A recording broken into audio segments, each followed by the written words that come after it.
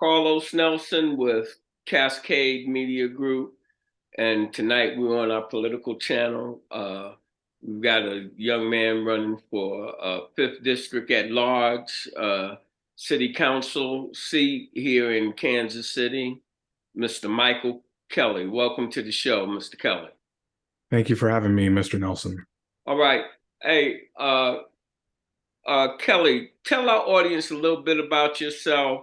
And when I say that, let's go back to kindergarten and talk about some of the mentors and give our audience who you are. I don't know who you are, and as you're telling our audience, I'm going to be finding out a lot about you. Sure. So I was someone who was born in Kansas. I was raised in Georgia. My parents moved my brother and I down there when we were very young because they saw opportunities down there that they wanted to provide for my brother and I. And so we were raised down there for about 14 years and moved up to Kansas my senior year of high school, and then came over to the Missouri side for my graduate degree. In terms of my mentors, my dad, it's kind of a cliche, but my dad was someone that I always looked up to, and the reason why is because he was very much kind of that point of stability for me. Whenever I was, dealing with issues in school, whenever we had family member who was going through something or passing away, he was always someone who exhibited the strength that if I didn't have it, then I would want to have. And so he was always a really, really good example for what I thought it meant to be a good person, a good father, and just an overall good contributor to society. So, what high school did you go to here in Kansas? I sent my senior year. I went to Blue Valley North. So, All mhm, right. Yeah. mhm, We just did covered your sports teams, your girls sports team out there. mhm. So now let's talk about why do you want to run for city council, and what is your platform that you're running on? Sure. So the reason why I'm running for city council is because of my daughters. I have a 4-year-old and a 2-year-old, and I was raised with this idea that we're supposed to leave this world in a better place than we found it. And when I look at all of the challenges that we face, I've increasingly found myself saying that I can't sit on the sidelines. If there's more that I can do, then I need to do it. And so I'm running for city council because I want to do my part to try to make Kansas City a better place for my daughters and for everyone who calls Kansas City home. And in terms of my platform, I'm really running on 4 key issues. Number one is public health, helping us to recover from the pandemic, but also working to address longstanding issues such as mental illness. Number two is infrastructure, so working to improve our roads and sidewalks, but also asking the question, who are we building all of this for? Number three is neighborhoods, so addressing issues related to quality of life, affordable housing, and homelessness. And finally, sustainability. How can we make Kansas City a leader in the fight against climate change? So you're running at large. What do you know about the Northland and at large these other districts? How do you plan to serve them? So I plan to serve them by being a convener, by being an involved ear. So my exposure to the Northland has really been through the political process. I have volunteered for a number of campaigns there, and I helped to get current representatives such as Maggie Nuremberg, Ashley Awney, and Jamie Johnson elected to the State House. Jamie Johnson, in particular, is the first Black woman to represent Platte County in the State House in that county's history. And I was really proud to be a part of that. But I think it also speaks to the need and the reality that the Northland, like much of Kansas City, is changing. And as it changes and grows, We need people who understand that those changes are happening and are willing to work with the leaders who are emerging as those trends take place to continue to serve those parts of the city in the most effective way possible. That was you segue into my next question, per se. Uh, Hmm. how well do you think that you can build coalitions? Because you really can't do anything by yourself. And Right. talk about that a little bit. Sure. So nothing happens on the city council unless you're able to count to seven. And so that requires you to your point, be able to build coalitions. And so in my day job, I work as the policy director for a local nonprofit called Bike Walk KC. And nothing happens because of any one council member. It's because we're able to build a coalition in support of those issues. And so the way that I do it is really by focusing on three things: understanding council members' other issues, working to do the research to help show them what can be done, and then also staying consistent. So, with regards to the first part of understanding council members' priorities, it's really important to not just bring your own assumptions, but to specifically do the work to try to understand, what is it that drives other council members to not only serve their district, but also to serve Kansas City. I know that there are council members who maybe care about union issues, who care about public health issues. And I have to think in that mindset when I go into a meeting with them to potentially talk with them about policy. The second thing is research. So being able to not just say that something is a good idea, but to specifically show my receipts. I need to be able to show that if we're considering a potential policy, that there are examples from other communities, that there are examples or research which shows that this has been effective. Because if I can't be a champion for it, how can I expect someone else to be a champion for it? And then the final thing is staying consistent. I think one of the big challenges we have with the current council is that there are elements there where it seems like someone will say one thing and then do something else. It is fine to have questions. It is fine to push back. It is fine to have those conflicts, but I think it is also important to stay consistent to your own beliefs and make clear what you can and can't support, because that ultimately creates the picture for other council members of determining, this is what I think can be done, or this is what I don't think can be done. Do you think getting elected that you would are willing to work with the county and the school district, even though those are separate things, but the way budgets are going now, Mm-hmm. the you know our city council, and I want you to talk about that, and then I want to go into how you feel about the police board situation. Sure. So, with regards to, excuse me, the county and the school boards, yes, I think that it is important to have a strong relationship between the city council, county government, and the school boards. And I think that the biggest place where I see opportunities is really around infrastructure. So, at the county level, there has been increasing conversation, including a report earlier today about the KCATA putting forth an application for a potential 15 county intercity rail system. That's going to require communities like Kansas City to have and continue to build strong ties with county government so that we can put forth good RFPs, so that we can bring resources to bear, and so that we can align the existing resources we have in a way that helps us to get the most out of this potential opportunity.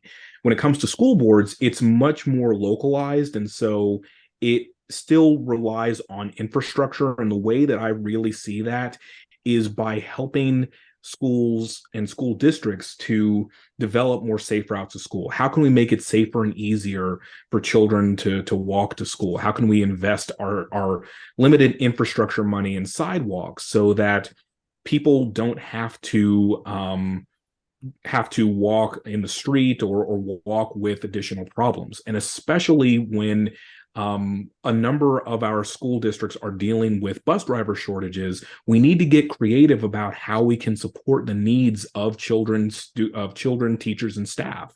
And this is one of the ways that we can and should be doing that. All right, let's go to this. The next question was, how do you feel about control of the Kansas City Police Department, the state controls, and speak a little bit on that. I want to be very clear that I fully support local control of our police department. I think that the system that we have is not working for us for a whole host of reasons, and I will support any effort to bring local control back to Kansas City as it relates to the police department.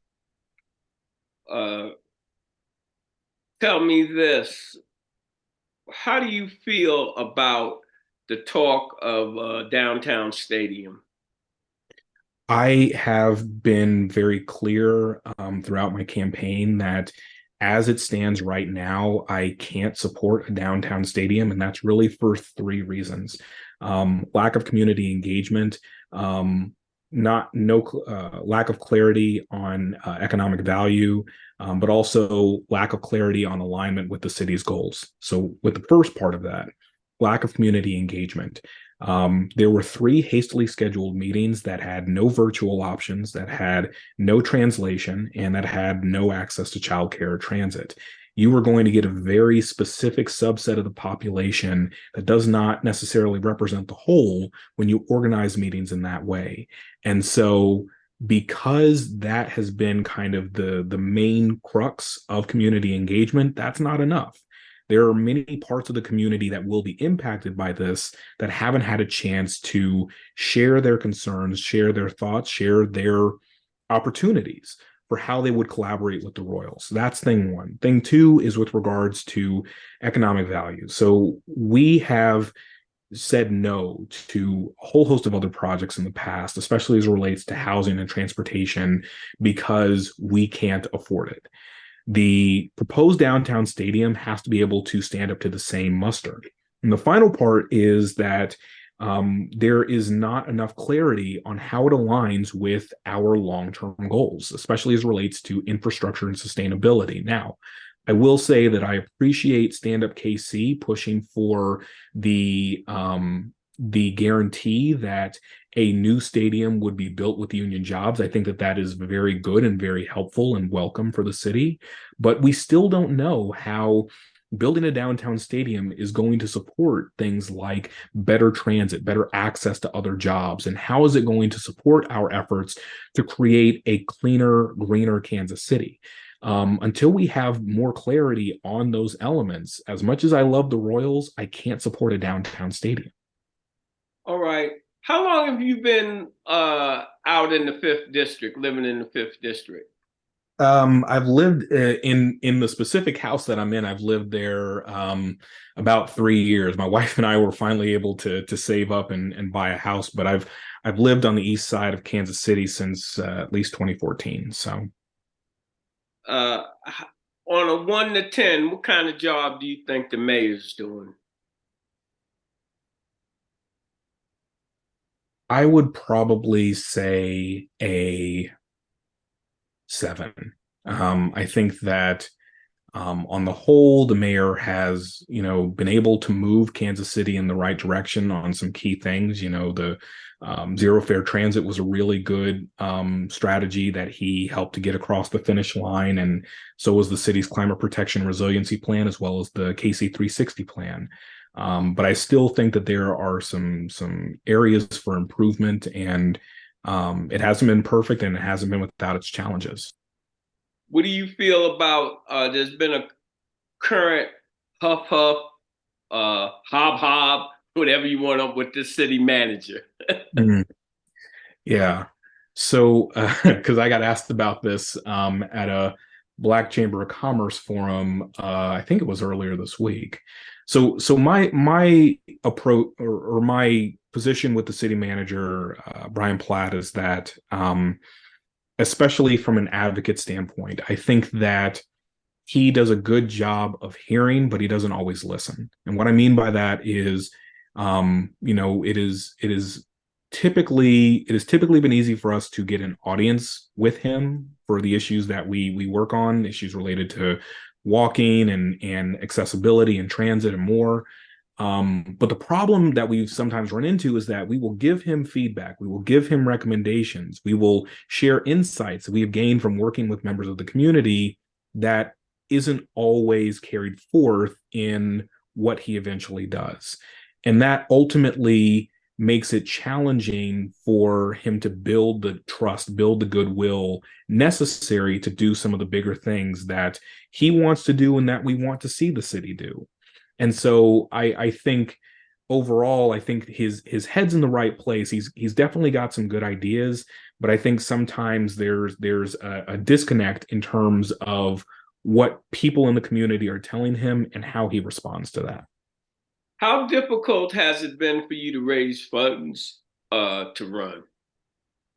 I don't think that it's been difficult at all. I think that I'm a first time candidate, and I have been very diligent about trying to reach voters where they are, to make connections, to make myself known, and I mean doing things like this. And Hold it! so I know this I was going to morning, say, bang, bang, bang on my door where right, I stay right. at, and I'm like, "Who the hell is this?" And we got the candidate right here shaking hands with the people that's in my complex, and Mhm.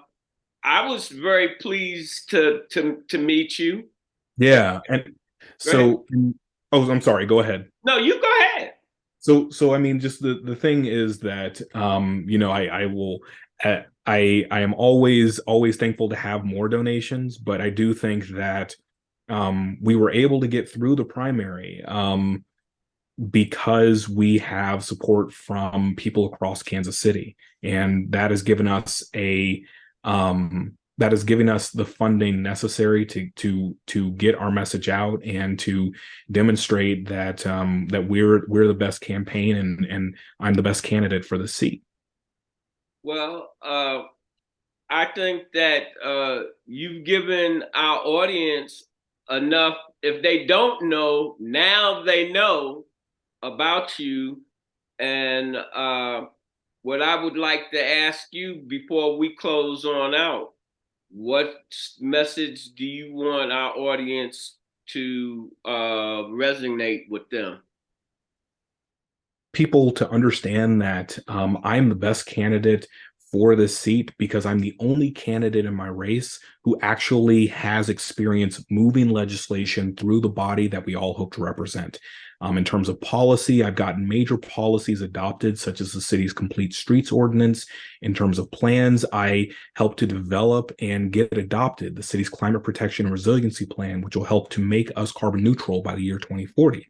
And in terms of projects, I've also been able to bring dollars back to Kansas City in the form of things such as the Reconnecting Communities pilot, which brought just over $1 million to the West Side neighborhood. If you want someone who is ready to hit the ground running on day one, who understands that it takes 7 votes to get something done on council and has the ability to get those things done, I am your candidate. Oh well, that's perfect on closing. And as we always say here at Cascade Media, when you invest in your community, you're really just investing in yourself. Program is brought to you by the Kansas City Business Association.